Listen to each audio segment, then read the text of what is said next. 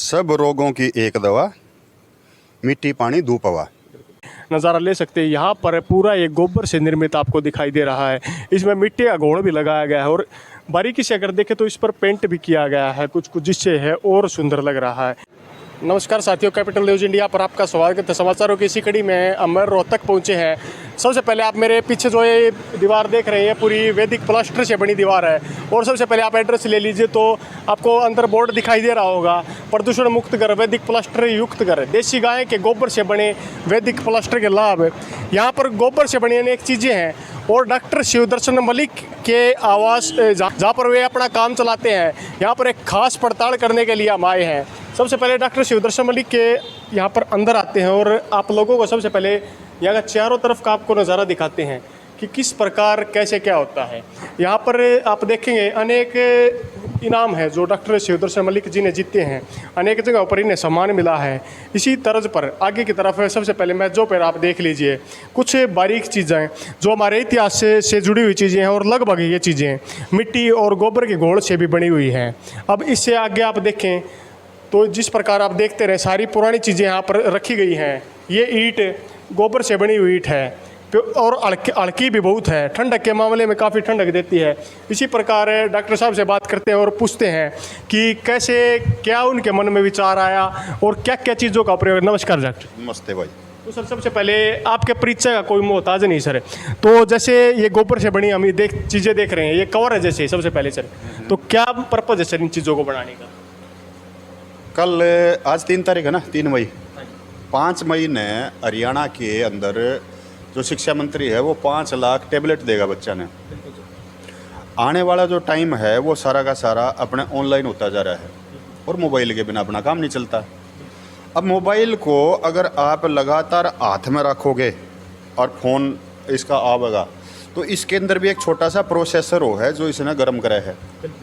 यो गर्म होगा तो फिर मेरा हाथ गर्म होगा, मेरा हाथ गर्म होगा तो मेरे जो सेल हैं, मेरे जो टिश्यू हैं वो ख़राब होंगे, मैं बीमार हूँगा।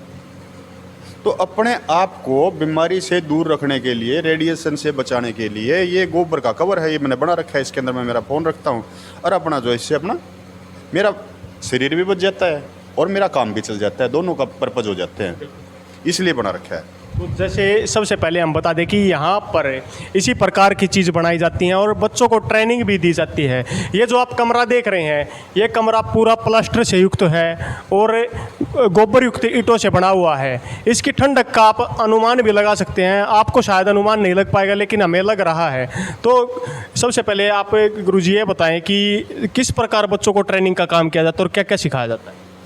सबसे बड़ी बात यह है कि आज जिस हिसाब से हम जो काम कर रहे हैं ना, मकान बना रहे हैं, अगर इस हिसाब से हमारे बुजुर्ग मकान बनाने लग जाते तो आज धरती बोने खाने के लिए बचती ही नहीं। मैं खुद की अगर बात करूं तो 1984 में जब हम दिल्ली तक जाते थे तो दिल्ली में पंजाबी बाग तक खेत होया करते, ज्वाला हेड़ी वगैरह ये गाँव यूँ के यूँ थे। 1989 की बात करूं तो 1989 में पीरागढ़ी के अंदर जो पूरा मैदान पड़ा था जहाँ पे कश्मीरी पंडित आ गए, उन्हें टेंट लगाए थे। दिल्ली से जो बस चला करती उसका जो पहला जो अड्डा हुआ करता वो नांगलोई हुआ करता, उसके बाद मुंडकर, मुंडका के बाद बहादुरगढ़, यानी कि ये सारे खेत थे। 84 से आज क्या हो गया 2022 को आते आते जब अपन देखा हाँ तो बीच में कितने कितने खेत दिखे हैं, वरना हर जगह जो है कंक्रीट बिछ गया। किसी भी सभ्यता का जन्म होता है तो मृत्यु भी होती है। तो ये जो कंक्रीट का हमें बनाने लग रहे हैं, ये जब ये सभ्यता नष्ट हो जाएगी तो ये ज़मीन जो है बोने खाने के लिए कैसे मिलेगी? ये सिर्फ कितने साल की बात बता रहा हूँ मैं, 40 साल। 40 साल के अंदर हमने इतना कंक्रीट बिछा दिया। अगर ये शुरू में हमारे परदादे उनके भी दादे लग जाते तो आज हमारे पास क्या बचता? कुछ भी नहीं बचता। तो ये प्रकृति को बचाने का हमारी एक मुहिम है कि भाई रहा वो भी करते, हमारे तो अच्छी तरह रहा करते। आज जो है चारों तरफ जो दिख रही है, बिजली दिख रही है, सांप हैं, मतलब हर एक प्रकार जो है प्रकृति के हर एक जीव जो है सारे नष्ट होते जा रहे हैं। तो अगर हम प्राकृतिक आवास अपना बनावाएंगे तो प्रकृति भी बचेगी, हमने हमारा स्वास्थ्य भी ठीक रहेगा और आने वाली पीढ़ियों के लिए जो ग्लोबल वार्मिंग है और जो भी समस्या है उससे आप बच सका हैं। तो जिस प्रकार आपने सर की बात सुनी, अब सर कुछ देर बात कर रहे हैं, हम आपको कुछ बारीकी से चीज़ें दिखाते हैं कि किस प्रकार ईंटें और अन्य चीज़ों का निर्माण होता है। सबसे पहले यहाँ पर आप देख लीजिए कि यहाँ पर भी कुछ ऐसी ही ईंटें रखी हुई हैं और ये बिल्कुल हल्की ईंटें हैं। साँचे में इनको बनाया जाता है और इस प्रकार इनको तैयार किया जाता है। अब आगे भी आप देखेंगे तो यहाँ पर भी ईंटों का एक स्टॉक रखा है। ये ईंटें वज़न में उन ईंटों से थोड़ी हल्की हैं, लेकिन इनकी क्षमता उन ईंटों से कहीं ज़्यादा है। जिस प्रकार आपने देखा होगा पुराने समय में भी लोग ज़्यादातर अपने घरों पर इसी प्रकार गोबर का और मिट्टी का लेप लगाते थे, घर को ठंडा रखने का काम होता था। इसी प्रकार कुछ विशेष सम्मान आप ऊपर से देख सकते हैं। हरियाणा कृषि रत्न सम्मान, 15वां मिनी ओलंपिक सम्मान और डॉक्टर साहब द्वारा अनेक, जिस प्रकार ये मुख्य रूप से अनेक गणमान्य व्यक्तियों द्वारा दिए गए मान, इसी प्रकार ये हरियाणा कृषि रत्न सम्मान से 1 लाख रुपए से डॉक्टर साहब को जब सम्मानित किया गया था, ये तब का फोटो। और ऊपर जिस प्रकार अब्दुल कलाम जी जिस प्रकार से मिले हैं, इस प्रकार अनेक सम्मान यहाँ पर डॉक्टर साहब को दिए गए हैं। इसी प्रकार आप देख सकते हैं वहाँ पर गोबर के उस द्वारा लिखा गया, एक पेंटिंग के रूप में दिखाया गया वैदिक प्लास्टर भी काफ़ी सुंदर रूप से आप लोगों को देखने को मिल रहा है। इसी प्रकार ऊपर भी जिस प्रकार ओम लिखा, पूरा गोबर से निर्मित ओम, कितना सुंदर आपको लग रहा है। और ये पूरा एड्रेस वैदिक प्लास्टर परिवार मिलन समारोह, ऐसे ऐसे अनेकों कार्यक्रम होते रहे हैं। और आप देख पाएंगे इसी प्रकार एक बिल्कुल कम खर्चे में तैयार ये आपको दिखाई दे रहा है।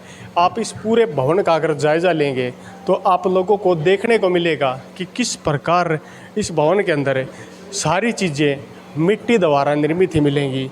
और इसी प्रकार डॉक्टर साहब से अब कुछ और बातें करेंगे और आपको इनके बनने की प्रक्रिया भी दिखाई जाएगी।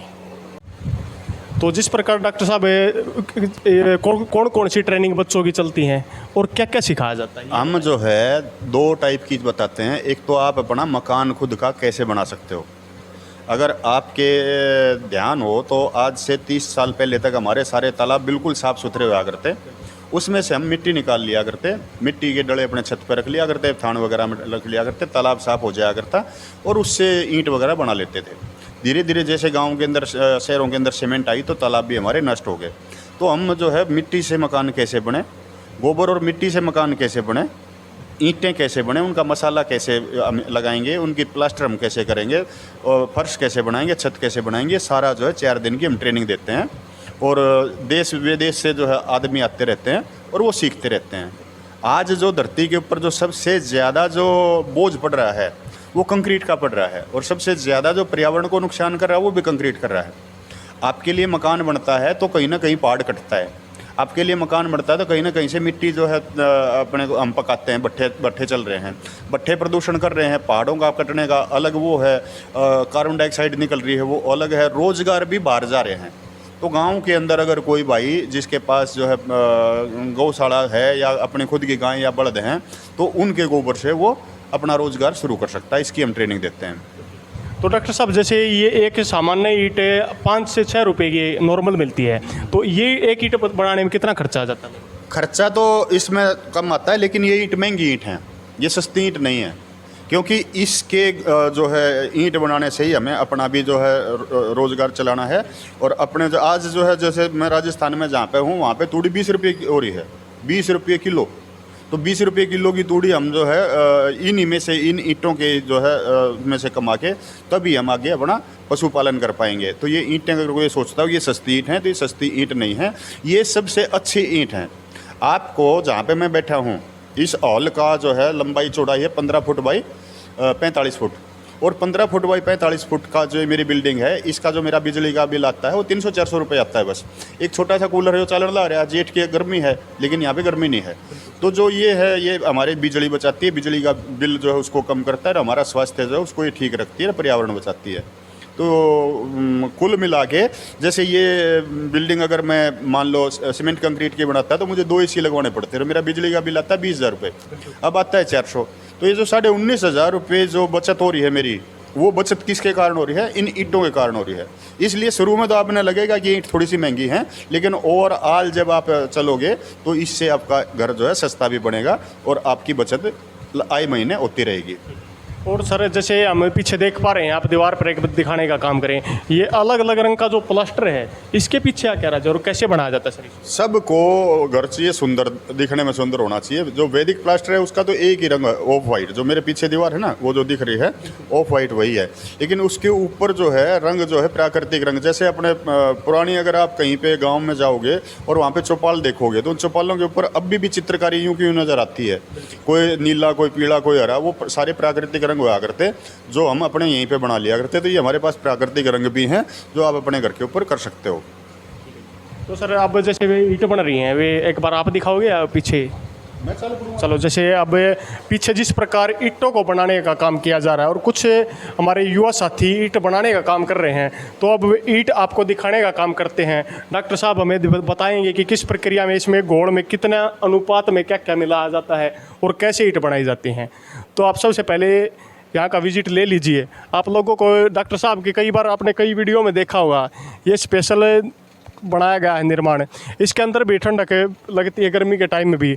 तो डॉक्टर साहब कैसे क्या बनाया जा रहा है यहाँ पर? एक बार ये ईंट नहीं बना रहे, ये अनाज रखने का ठेका बना रहे हैं। जब तक हमारे घरों के अंदर मिट्टी के ठेके थे तो हमारे अनाज जो खराब नहीं हुआ करते। मिट्टी का जो ठेका होता था उसके अंदर जो है थोड़ा सा अपना जो है बालू रेत या थोड़ा सा जो है नीम के पत्ते हम डाल दिया करते, और कई सालों तक हमारा अन्न यूँ का यूँ रहा करता। जैसे जैसे सीमेंट के ठेके आए हैं और ये इसके क्या नाम है लोहे के ठेके आए हैं, वैसे वैसे अन्न के अंदर बीमारियां ज़्यादा होने लगी। तो ये जो हैं ये यहाँ पे मिट्टी का अनाज रखने का जो ठेका ना वो बना रहे हैं। तो मिट्टी से भी बहुत सारी चीज़ें बन सकती हैं। ये इसमें सिर्फ मिट्टी और तूड़ा ही है जिससे ये इसको तैयार कर रहे हैं। आप देख सकते हैं जिस प्रकार इसको तैयार। तो डॉक्टर साहब कितना टाइम लग जाता है इसको तैयार करने में? स्लो प्रोसेस होती है। आज ये इसको बनाएंगे, इसको थोड़ा सा 1-2 दिन होगा, ये थोड़ा सा जब करड़ा हो जाएगा, सॉलिड हो जाएगा, उसके बाद फिर इसके ऊपर अगले दिन काम होगा थोड़े टाइम का, फिर उसके बाद थोड़ा सा वो अगला करड़ा हो जाएगा, फिर उसके ऊपर अगला दिन काम होगा। इस प्रकार धीरे धीरे ये हमारा स्ट्रक्चर तैयार हो जाएगा। तो इसी प्रकार से जैसे ठेका बना रहे हैं, इसी प्रकार से मिट्टी से हम घर भी बना सकते हैं। तो मिट्टी जो है हर एक जीव मिट्टी में ही रहना पसंद करता है। जो छोटा बच्चा है, आप कहीं का भी हो, 4-5 साल का, उसको छोड़ दो तो वो और किसी खिलौने में नहीं खेलेगा, वो सीधा जाके मिट्टी में जाएगा। तो मिट्टी का से क्या क्या किया जा सकता है उसके बारे में हम यहाँ पे बताते हैं। ये भाई यहाँ पे ठेका बना रहे हैं। तो डॉक्टर साहब ये जैसे बच्चे सीखने के लिए आए हैं और आते भी रहते हैं क्या बराबर? बीकानेर में 4 दिन का ट्रेनिंग प्रोग्राम होता है, वहाँ पे 4 दिन के लिए यही बातें चलती रहती हैं। और जैसे कोई आसपास का और रोहतक में वो आपको रोहतक के अंदर ट्रेनिंग नहीं होती है हमारे पास, ट्रेनिंग बीकानेर में ही होती है। जैसे कोई आपसे ट्रेनिंग के माध्यम से जुड़ना चाहे तो कोई कॉन्टैक्ट नंबर या किस प्रकार जुड़ सकते हैं? अपना जो है ना मोहित है, जो यहाँ पे रोहतक हमारे यहाँ पे रहते हैं, मोहित का मैं आपको नंबर दे देता हूँ, उसके पास आप व्हाट्सअप कर सकते हो। मोहित का नंबर है 8168850003। और कोई भी किसी भी टाइम उस पर कॉल करने की बजाय अगर आप व्हाट्सएप पे मैसेज छोड़ोगे तो आपका लिखित में आ जाएगा, और फिर वो कभी तक याद भी रहता है। कॉल की इतनी आ जाती हैं, कई बार मिस भी हो जाती हैं कॉल, इसलिए व्हाट्सएप पे मैसेज ज़रूर छोड़ें। तो जिस प्रकार डॉक्टर साहब ने आपको बताया कि किस प्रकार क्या निर्माण किया जाता है, तो डॉक्टर साहब आपने ये स्पेशल माता बेद कौर गौ श्रवण महल बना रखा है सर, इसके पीछे क्या उद्देश्य? ये आप इसके ऊपर देख रहे हो ना, एक बड़द है और एक बाछड़ी है। बिल्कुल। आज जो है आप भैंस तो फिर भी रखना चाहो, हाँ, बड़द ने कोई रख के राजी नहीं है, क्योंकि मशीनीकरण इतना ज़्यादा हो गया और स्टेटस के साथ हमने उन चीज़ों को जोड़ लिया। तो अगर आपके पास एक बैल है तो वो एक बैल भी 1 साल के गोबर में आपने ये ऐसा कमरा बना के देश का है। ये लोगों को दिखाने के लिए हमने बनाया था। अगर भाई ये जो है ना, जो गऊ हर गऊ का जाया जो है, ये प्रकृति के लिए बहुत ज़्यादा आवश्यक हैं। तो इनको अगर आप वापस घर में लेके आते हो तो आपको सीमेंट लाने की, सरिया लाने की, पक्की ईंट लाने की कोई ज़रूरत नहीं है, ये आपका घर बना देंगे। इसलिए ये जो है हमने ये माता बेद कौर जो नाम है, बेद कौर मेरी माँ का नाम है, और उसी के नाम पे मैंने ये कमरा बनाया था। और यहीं से आगे जाके अब हम जो है बीकानेर में बड़े बड़े जो महल है ना वो बना रहे हैं। लोग भी हमारे से सीख के अलग अलग जगह पे ये काम शुरू कर रहे हैं। तो जिस प्रकार आपको पता है कि हमारे समाज में पिता और दादा के समय में हमारे बुजुर्गों को काफ़ी सम्मान दिया जाता था, इसी प्रकार डॉक्टर साहब ने भी अपनी माता के सम्मान में इस पीछे जो आप मेरे देख सकते हैं इस स्वर्ण महल का निर्माण किया है, इसके पीछे का भी उद्देश्य ये है कि लोगों को यह स्पष्ट रूप से दिखाई दे। अब ट्रेनिंग के टाइम जो हमारे भाई आए हैं इनसे कुछ बात करते हैं कि इनको कैसा लगता है और कैसे इन्होंने डॉक्टर साहब से सीखा है। तो सबसे पहले बात करते हैं, क्या नाम है भाई जी? आशीष नाम मेरा। तो आप कब से डॉक्टर साहब के साथ जुड़े हो और क्या सीखने को मिला? मैं लगभग पिछले 6 महीने से जुड़ा हुआ हूँ और मुझे बहुत कुछ सीखने को मिल रहा है और अभी तो ट्रेनिंग हमारी चल ही रही है। जैसे आपने क्या क्या बनाया होगा अब तक गोबर से और मिट्टी से? हमने ईंटें बनानी है, जैसे ये ठेका तैयार कर रहे हैं। कितना ऊंचा होगा ठेका लगभग? ये लगभग 35-40 किलो अनाज इसके अंदर आ जाएगा आराम से। ठीक। और कब तक फिर आप और लोगों को भी जोड़ने का काम करते हैं? जैसे हमारे पुराना इतिहास होता था कि हमें सब लोग मिट्टी का जैसे घर बनाते थे, उन पे घोड़ लगाते थे, चूल्हे का भी ऐसा ही काम होता था, तो औरों को भी जोड़ने का? हाँ बिल्कुल, बहुत सारे को जो युवा पीढ़ी है उसको जोड़ने का हम काम करेंगे। पहले हम ये सीख रहे हैं, इसी और भी जो नए नए युवा हो रहे हैं जिनको बेरोजगार हैं उनको बिजनेस के रूप में भी इसको अपना सकते हैं, उनको भी जोड़ने का काम करें। तो जैसे अब ये और भाई हैं, इनसे बात करते हैं, क्या नाम है भाई जी? रोहित नाम भाई। आप कब से जुड़े हो भाई मेरे को 3-4 महीने हो गए। तो जैसे क्या क्या बनाना सीखा आप तक आपने? भाई मुख्य तो ईंटें बनाने सीखी हैं। बीकानेर भी गया था मैंने, वहाँ पे देखा था कच्ची छत कैसे बनाए, पूरा कच्चा घर कैसे बनाए। भाई प्रकृति के लिए भी बहुत अच्छा है, एक बार ज़रूर ट्राई करें आप सब। चलो धन्यवाद। जिस प्रकार डॉक्टर साहब एक आखिरी संदेश क्या देना चाहेंगे हमारे दर्शकों को जो आपसे जुड़ना चाहें या अपने पुराने इतिहास में जैसे बुजुर्गों का इतिहास होता था कि मिट्टी से जुड़े लोग होते थे, तो वे किस प्रकार अपने समाज से जुड़ सकते? सब रोगों की एक दवा, मिट्टी पानी धूप हवा। तो आप अगर मिट्टी के मकान में रहोगे तो स्वस्थ रहोगे। आप अपने दादा का अगर चेहरा देखोगे तो उनके जो चेहरे थे ना बिल्कुल लाल टमाटर वर्गे हुआ करते। अब ये जैसे जैसे हमारे सीमेंट वाले मकान बनते जाएँ उनके अंदर गर्मी और उनके अंदर भभकी बहुत ज़्यादा बन रही है। ये गर्मी और भभकी हमारा खून कम करती है। आपको अगर स्वस्थ रहना है तो आपको और अपना जो है प्रकृति को बचानी है तो हमें सब को रल मिल के आगे काम करना पड़ेगा। तो जो जो हमारे साथ आ रहे हैं सीख रहे हैं वो आगे जाके अपना कैरियर भी बना रहे हैं इसके अंदर। चलो धन्यवाद गुरु जी। तो जिस प्रकार आपने डॉक्टर शिवदर्शन मलिक से बात की और आपको आखिरी स्वर्ण महल का भी एक बार दर्शन दिखा देते हैं अंदर से कि किस प्रकार इसको बना। सबसे पहले आप इसका बाहरी नज़ारा ले सकते हैं। यहाँ पर पूरा एक गोबर से निर्मित आपको दिखाई दे रहा है।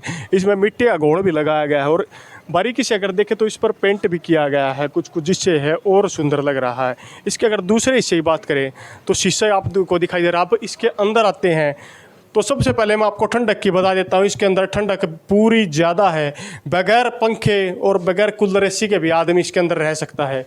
अभी दीवारों की अगर बात करें तो दीवारों पर जिस प्रकार वैदिक प्लास्टर का प्रयोग किया गया है और आप सबसे पहले फर्श देखेंगे तो फर्श भी जिस प्रकार हमारे घर की महिलाएं पुराने समय में गोबर और मिट्टी का लेप फर्श पे लगाती थी और घर को या जो भी जहाँ पर रहते थे उसको ठंडा करने का काम करती थी। इसी तर्ज पर आप ऊपर का एक बार लें, जिस प्रकार ऊपर की छत, एक तो यहाँ पर इस प्रकार की छत दिखाई गई है, दूसरी छत मिट्टी और गोबर के घोल से बनती है और जो शीशे का संगम इसमें जोड़ा गया है वो सच में एक बेहतरीन तारीफ़ करने योग्य है।